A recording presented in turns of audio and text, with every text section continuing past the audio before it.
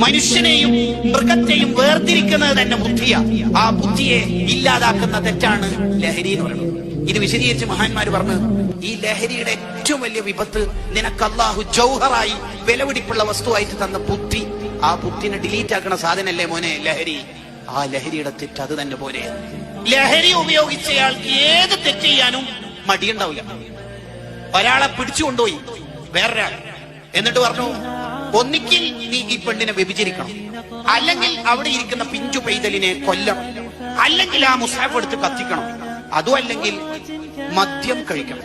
ഇയാൾ വിചാരിച്ചു, ഒരു പിഞ്ചു പൈതലിനെ കൊല്ലാനോ? സഹിക്കാൻ പറ്റൂല അത്. ഇയാളെ വ്യഭിചരിക്കാനോ? ഈ പെണ്ണിനെ എത്ര വൃത്തികെട്ട തെറ്റാ. മുസാഫ് കത്തിക്കാനോ? ഞാൻ എന്തിനാ പിന്നെ ജീവിക്കണത്? ഏറ്റവും ലഘുവായത് കള്ളു കുടിക്കലാണല്ലോ എന്ന് കരുതി അയാൾ കുടിച്ചു. ബാക്കി 3 തെറ്റും അയാൾ ലഹരിയിൽ അമർന്ന് ചെയ്യുകയും ചെയ്തു.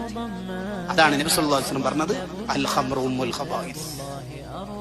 എല്ലാ തെറ്റിന്റെയും ലീഡറാണ് ലഹരി എന്ന് പറയുന്നത്.